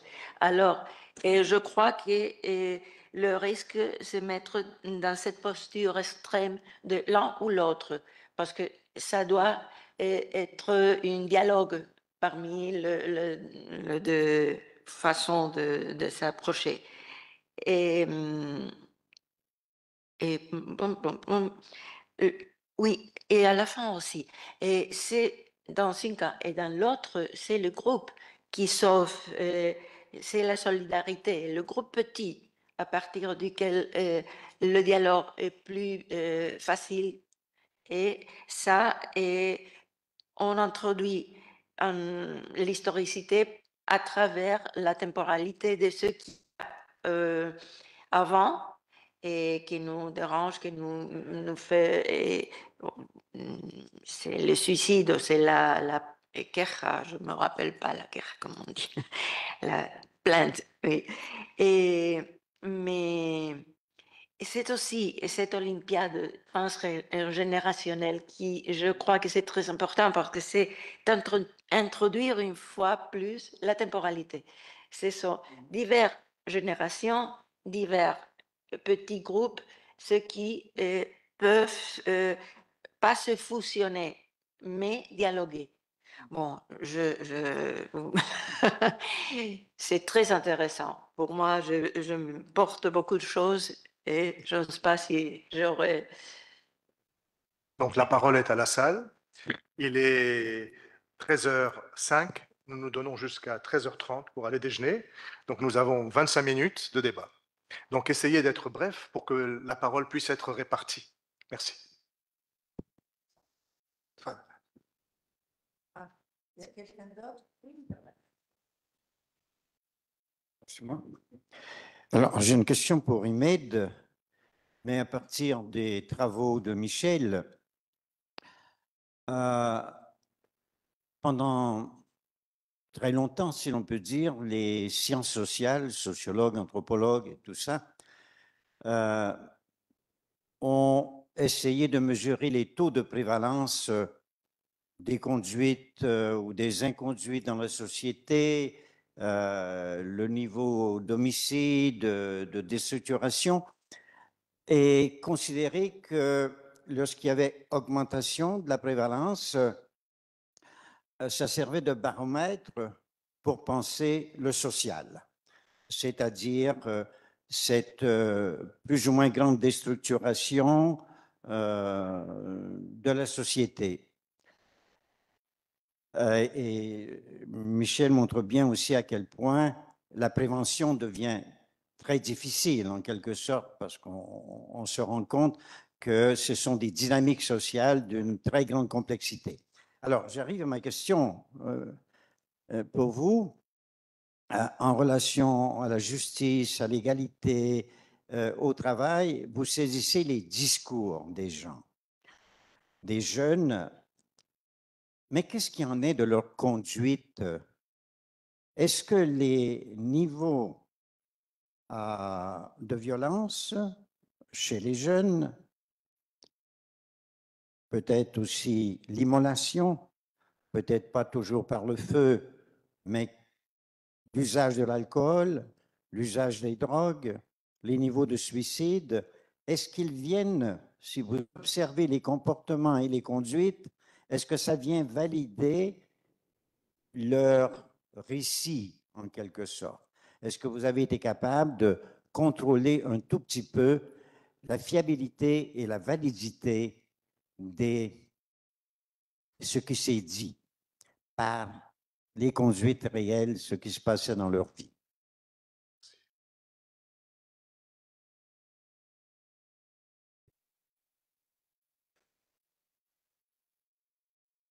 Alors moi, je suis désolée, je ne pose pas de questions. Je donne pour l'école. Donc le grand problème en Tunisie, c'est que ça fait plus de 25 ans que nous sommes avec une majorité d'écoles privées et l'école publique a été abandonnée par l'État tunisien malheureusement et c'était disons sous le mandat Ben Ali. Pourquoi? Parce que sa femme a créé une école privée et donc j'étais moi-même présidente de la commission sectorielle des différentes universités et des écoles pour l'autorisation. Et j'ai lutté pour qu'il n'y ait pas cette multiplication d'écoles privées parce que je trouve que c'est là l'injustice sociale. L'injustice sociale, c'est que ce n'est pas vrai que l'école privée appartient à des riches. Je vois des gens pauvres qui sont en train de se sacrifier jour et nuit pour que leurs enfants puissent avoir une éducation adéquate. Ce qui n'est pas sûr, parce que je connais les écoles privées, je suis une spécialiste du domaine, et là, je trouve que malheureusement, peut-être maintenant, il y a un petit espoir parce que Madame Abbessi, qui est la ministre de l'Éducation, est en train de lutter pour qu'il y ait un retour de l'école publique, mais c'est un effort surhumain parce que effectivement, quand on parle d'injustice sociale, l'école privée, c'est la plus grande injustice en Tunisie qui s'est faite. Moi, je suis de la génération de l'école publique et j'en suis fière, absolument, parce qu'on a eu la meilleure école publique, les meilleurs professeurs, les meilleures formations, et il n'y a pas de raison pour qu'on subisse encore ce flagelle, ce fléau, ce fulcro, ce que vous voulez, comment on l'appelait, ça me sort en italien plus qu'en français, mais je trouve qu'il faudrait peut-être dans une étude sociologique, et là j'ai admiré beaucoup ce que vous avez fait, parce que ce n'est pas facile, ce n'est pas facile de se déplacer d'une communauté à l'autre et de voir surtout ce problème des jeunes. Les jeunes, maintenant, s'ils souffrent, c'est à cause de ça. Je pense que c'est vraiment l'origine du marasme qui est en train de se faire, malgré des jeunes, des génies. Moi, je m'occupe de jeunesse aussi. Je suis scout et je suis bon. Et donc, je trouve que peut-être il faudrait en parler, il faudrait insister sur cette école publique, retourner à l'école publique, quitte à lutter, à faire, à faire quelque chose. Je suis en train de le faire, mais je me sens très isolée. Personne n'est en train de m'aider. Deuxième point. Alors, deuxième point, c'est le suicide. Alors, le suicide, effectivement, on m'a toujours dit que c'est un acte instantané de folie. Mais je pense qu'en Tunisie, en ce moment, il y a toute une recherche sur les réseaux sociaux. Les réseaux sociaux sont en train de créer un chantage indirect sur les enfants. Quand vous avez dit 11 ans, j'ai eu la chair de poule. Pourquoi? Parce qu'effectivement, un enfant qui se suicide à l'âge de 11 ans, il y a peut-être du bullisme, c'est à l'école qu'il y ait un chantage au sein même de l'école, ou qu'il y ait une injustice au sein de l'école, ou que les parents n'ont pas su gérer l'éducation de leur enfant. Je ne veux pas être un, pas du tout, hein, ce n'est pas le cas, je suis grand-mère et j'en sais quelque chose, mais je trouve qu'à l'âge de 11 ans, il faut vraiment voir la prévention, faire tout à l'heure, j'ai pensé au point le plus stratégique de la désinformation. Quand on a la désinformation au niveau de la télé, au niveau du public, au niveau des journaux et tout, et qu'on vous donne des informations qui ne servent pas, mais qui comblent le vide, ça, effectivement, il faudrait faire attention. La prévention pour ces enfants-là, il faudrait toucher le point crucial de ce suicide à l'âge de 11 ans. 11 ans, c'est tout.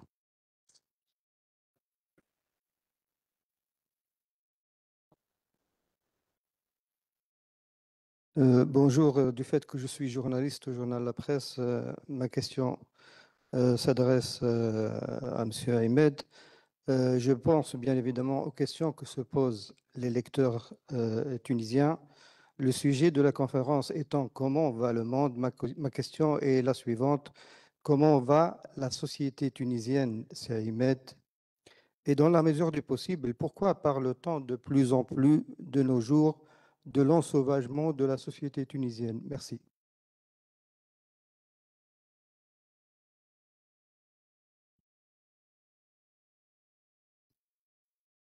Merci. J'ai une question pour le professeur Meliti. Vers la fin de votre présentation, vous avez parlé d'égalité biologique, et vous avez prononcé le terme de biologique, et puis d'égalité citoyenne. Et ça résonne tout à fait avec mon point de vue de biologiste sur cette notion d'égalité vue par l'individu ou l'égalité vue au rapport au groupe auquel l'individu appartient. Alors, les phrases que vous avez dites étaient fortes puisque l'individu dit, au moins certains d'entre eux, on me vole mon temps, le temps biologique de l'individu. Et vous avez dit aussi, pour l'égalité citoyenne, c'est le rôle de l'État de veiller à fournir ce à quoi j'ai droit. Donc la question que j'ai, c'est premièrement, est-ce que vous avez le sentiment que les jeunes, ou certains jeunes, ou quelle proportion de jeunes que vous avez rencontrés, ont le sentiment d'appartenir à un groupe qui ferait sens pour moi? Est-ce que c'est le groupe, c'est je suis tunisien, je suis du village ou de la ville d'où il parle, ou est-ce que c'est un territoire au sens plus subtil que seulement le milieu urbain? Et associé à cette question, est-ce que vous pensez que ces jeunes, et là encore, quelle proportion, j'imagine que ce n'est pas homogène, ont le sentiment déjà de parler de l'extérieur de ce groupe, c'est-à-dire qu'ils se sentent déjà exclus de ce groupe, et vous les avez rencontrés à un moment où ils se sentent sortis du groupe, ou est-ce que vous avez le sentiment qu'ils sont encore dans le groupe et qui crient pour dire où est ma place dans ce groupe, ce qui, sur le plan de la temporalité, serait très différent? Merci.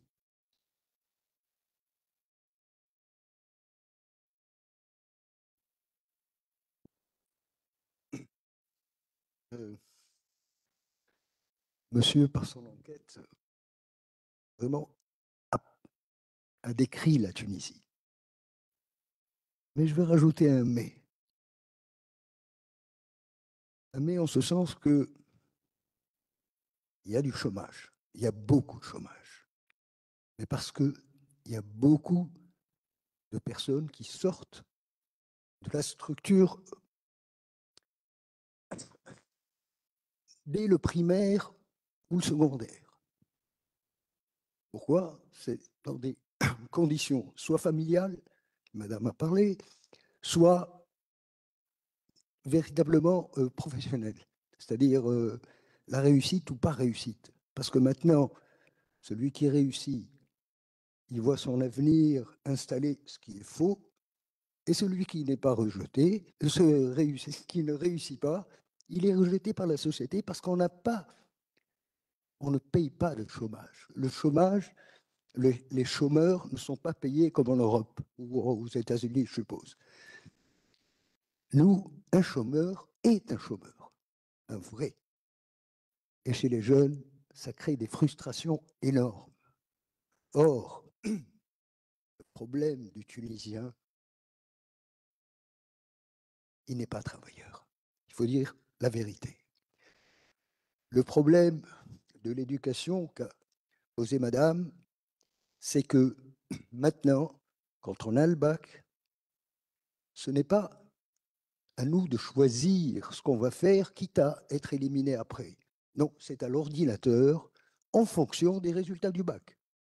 Alors, pour faire médecine, le problème, je connais le problème, il faut avoir 18 de moyenne.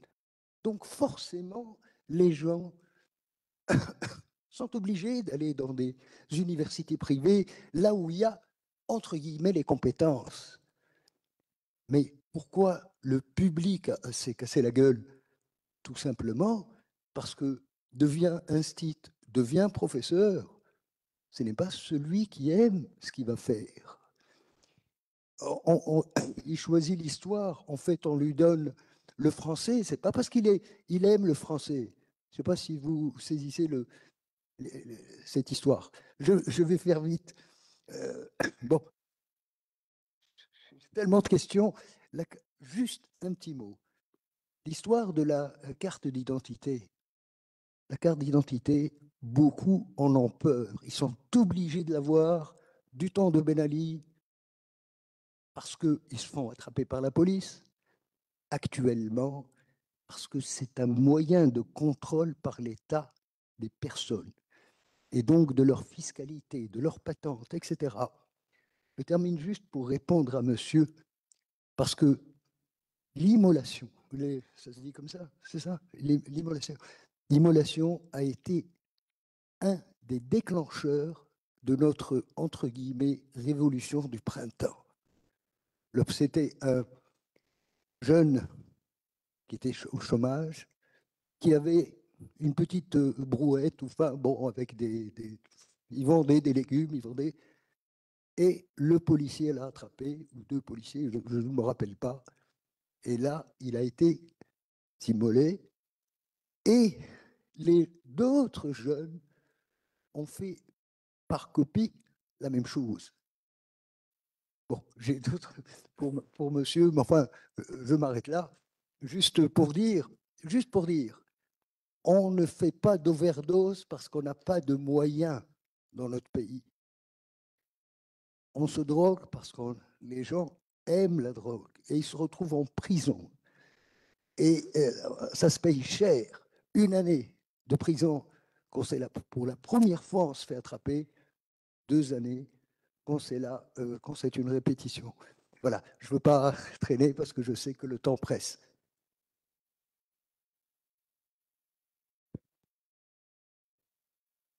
C'est que j'ai pas compris quand monsieur. Simplement, c'est que je n'ai pas compris quand monsieur a dit le problème du Tunisien, de la Tunisie, c'est. J'ai pas entendu. Donc, je pensais que c'était important de savoir quel était le problème de la Tunisie. Non, je n'ai pas compris. Oui, voilà. Allez, vous le dire en papier. Même pas de travailler. Très bien. Donc, bien, il le. La question.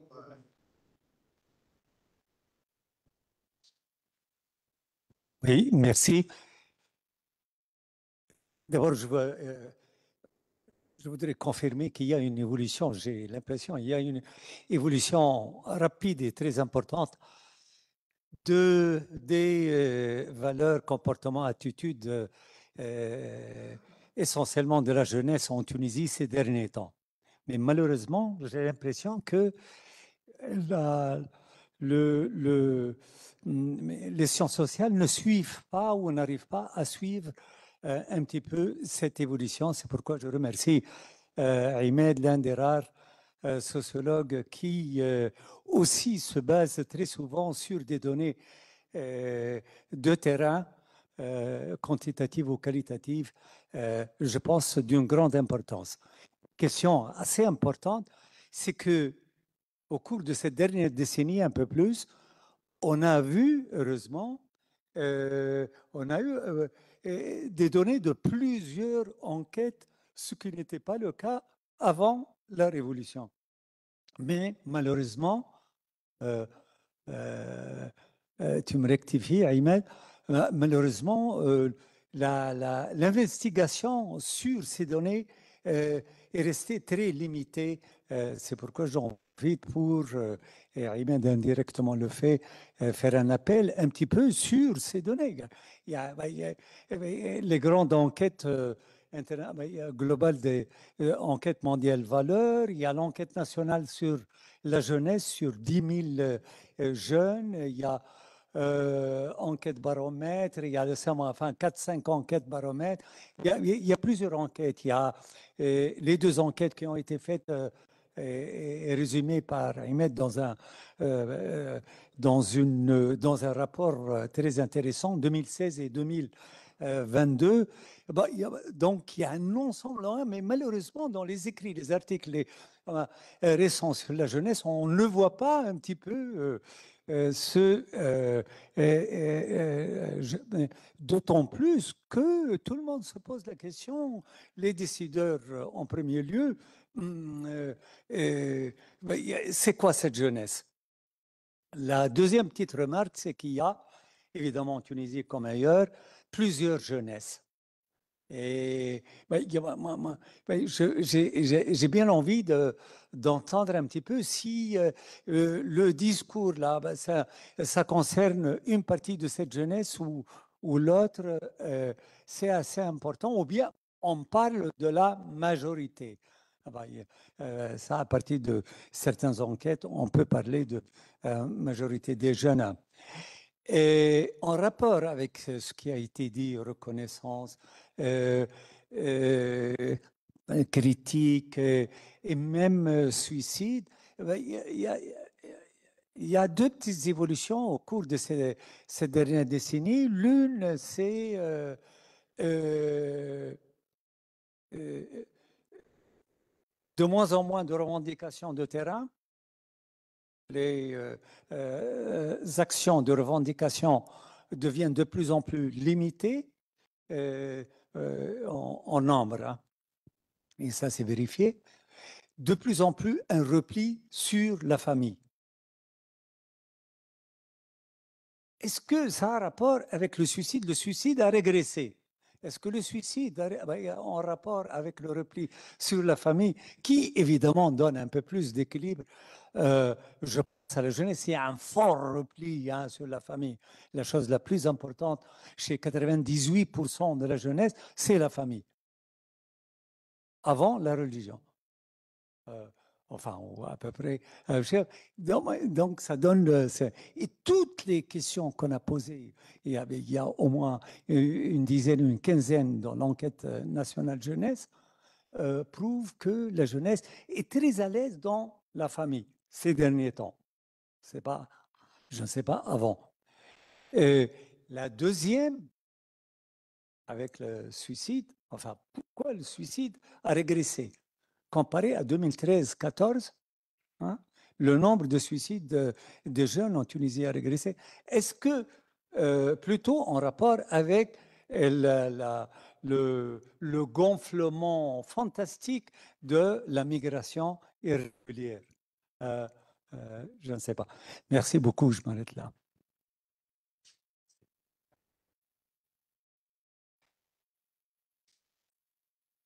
Voilà. Merci beaucoup. Nous avons beaucoup appris aujourd'hui, surtout concernant justement cette professeur Melliti, vous avez bien fait puisque vous êtes sociologue. Moi, j'ai fait un peu de sociologie, pas beaucoup, mais je crois que si on devait choisir un terme, ce serait le mot fake en anglais, c'est-à-dire le simulacre tel que l'a défini Baudrillard, c'est-à-dire que tout est fake. Tout est fake. L'éducation, quand ça touche l'éducation et quand ça touche finalement les connaissances qui sont tellement précieuses, moi je pense que, puisque vous avez parlé d'hubris ce matin, hein, vous avez parlé d'hubris, c'est-à-dire la démesure, vous avez aussi parlé de anagnorisis. Alors les deux termes sont évidemment ont été définis par Aristote. La démesure, c'est-à-dire une forme de fierté extrême qui, dans la tragédie, mène toujours à la perte et à la destruction. Vous avez compris. Maintenant, dans les tragédies grecques, et aussi d'ailleurs chez Shakespeare, la démesure va finalement entraîner le personnage tragique vers la destruction, mais avant la dernière étape qui est la mort, celle de la mort, eh bien, il y a la reconnaissance de la vérité à travers la souffrance. Vous avez compris? Donc, les personnages meurent, mais avant de mourir, il y a une sorte de révélation, d'illumination qui se produit.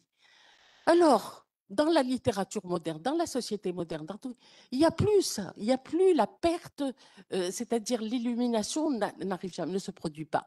Parce que ces valeurs, vous avez parlé vous avez parlé du simulacre, moi, enfin, ça s'oppose à la notion de vérité et d'authenticité.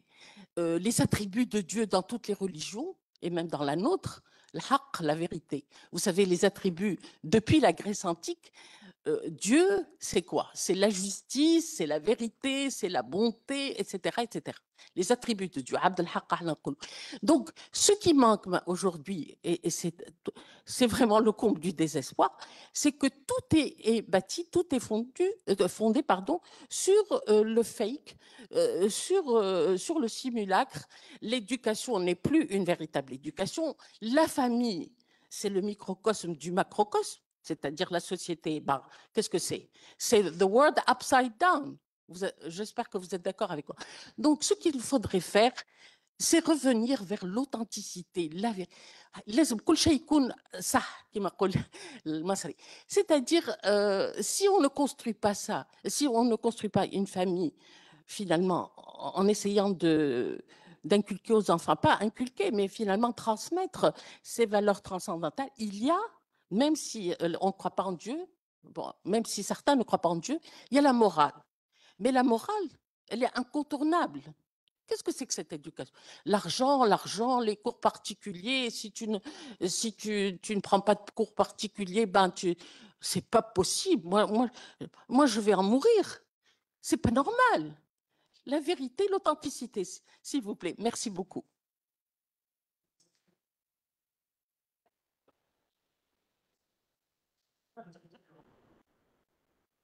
Alors, la question, puisque vous avez parlé, le suicide, excusez-moi, le suicide. Bon, vous savez que dans La mort d'un commis voyageur, Willie Loman, tout le monde connaît cette pièce, il se suicide. Pourquoi? Parce que il va avoir l'argent de l'assurance, donc il se suicide et puis malheureusement il n'a rien. Donc le jour de son enterrement, on dit mais où sont ses amis? Où sont ses amis? Sa femme, elle est. La vérité, monsieur, c'est que quand Camus a dit se suicider, c'est répondre à la question fondamentale de la philosophie. Vous vous souvenez? Il a dit, c'était parce qu'il y avait la guerre mondiale, il y avait vraiment les camps de concentration, il y avait toutes sortes de choses horribles. Willie Loman, dans la pièce, eh ben, il n'y a pas de morale, il n'y a pas de sacré, il n'y a pas rien. Tout est désacralisé. Donc, je vous pose la question, est-ce que nous, en Tunisie, nous acheminons vers finalement cette voie-là? Et puis, quand on perd la morale, on perd tout. Il faut tout reconstruire, mais ce n'est pas possible. Moi, je vais en mourir. Merci, voilà.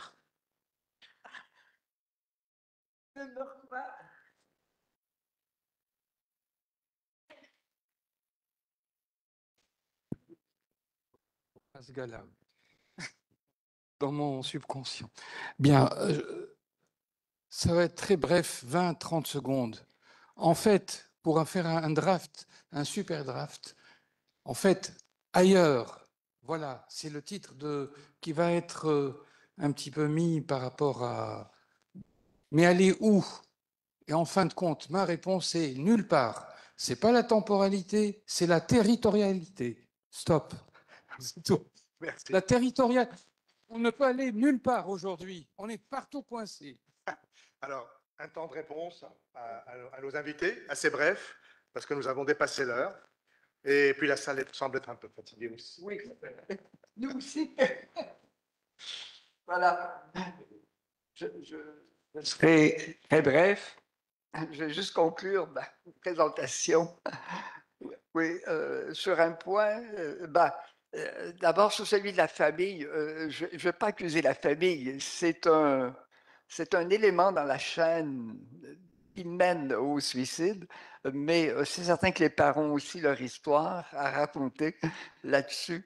Et donc, c'est pas en accusant les parents d'avoir été négligents et tout ça qu'on va prévenir le suicide. De toute façon, il faut aider tout le monde à corriger un peu ce qui ne fonctionne pas. En ce qui concerne la solidarité, bon, vous avez parlé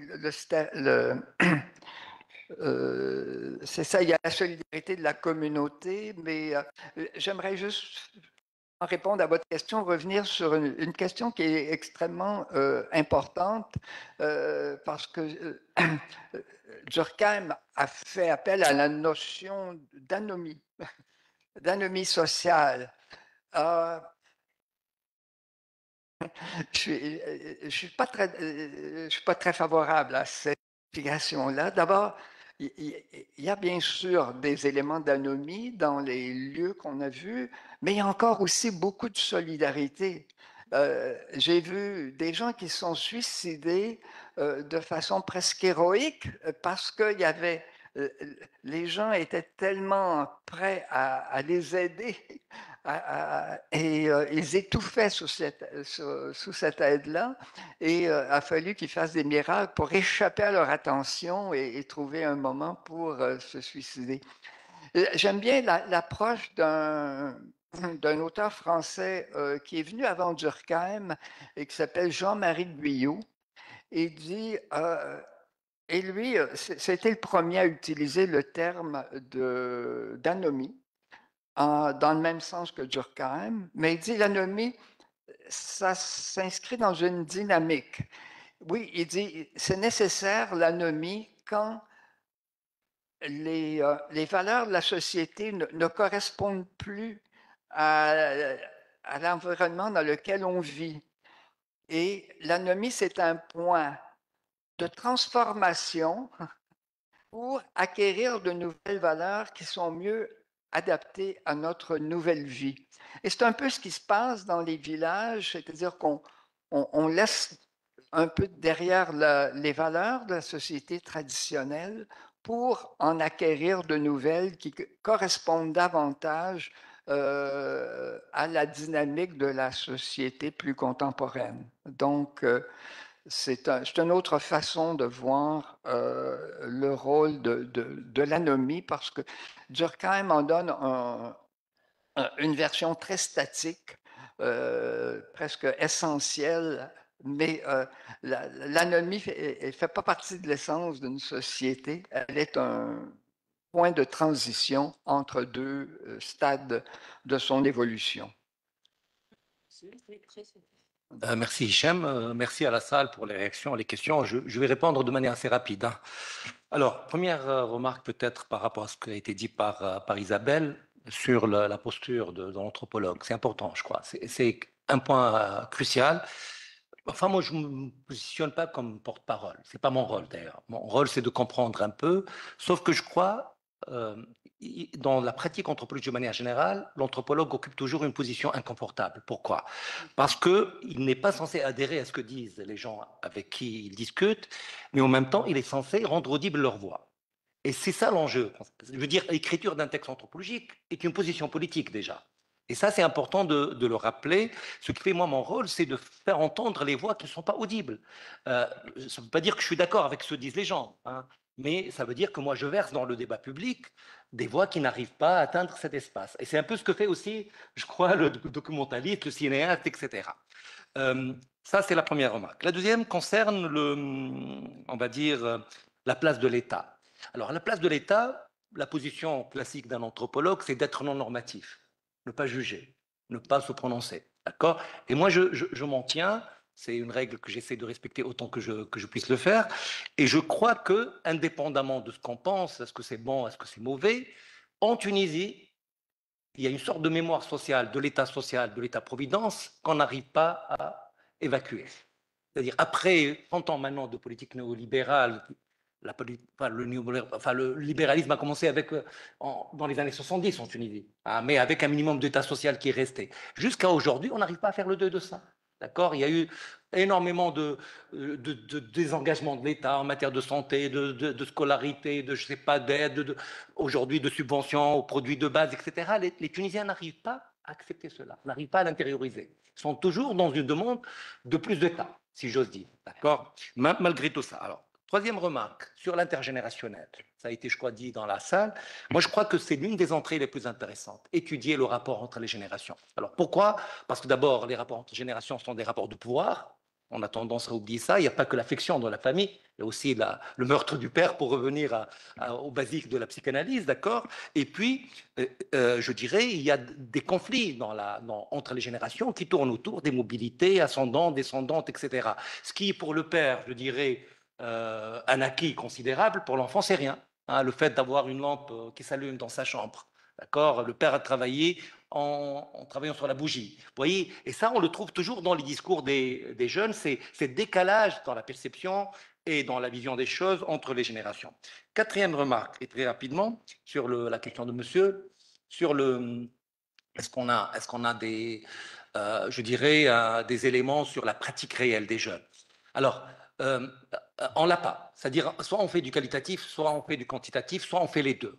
On n'avait pas les moyens de faire les deux. Ça, c'est la première remarque. La deuxième, qui est pour moi plus importante, c'est que moi, je crois que ce type de sociologie, un peu anthropologique, tout ça, a envie de rompre exactement avec cette mesure de la déviance. C'est-à-dire, on a passé 30 ans en Tunisie à mesurer les pratiques à risque chez les jeunes, le VIH, je ne sais pas moi, etc. Et je crois qu'on arrive à un moment où on veut réellement entendre les jeunes parler de leur vie. Et ça, c'est important. On veut, par exemple, chose qu'on ne sait pas du tout en Tunisie, on ne sait pas comment font les jeunes pour rester dans le célibat jusqu'à l'âge de 35 ans. D'accord. Comment ils se débrouillent, tout compte fait. On n'a pas d'éléments sur ça, mais on sait s'ils mettent le préservatif ou pas. Si jamais ils ont une occasion, une fois tous les... D'accord. Vous voyez, moi je pense que, enfin, je pense pas, mais ma démarche à moi et la démarche de beaucoup de collègues qui travaillent aujourd'hui sur les jeunes, c'est exactement de ne plus être dans cette sociologie épidémiologique, si j'ose dire, qui essaie de mesurer ce qui ne va pas, le pathos, etc. Mais tout simplement d'ouvrir un espace de parole aux jeunes pour qu'ils puissent s'exprimer. Alors, pour l'école, ce qui est extraordinaire en Tunisie, le paradoxe énorme en Tunisie, c'est que les gens savent aujourd'hui que l'école ne permet pas de réussir, ou presque. Et les jeunes le disent.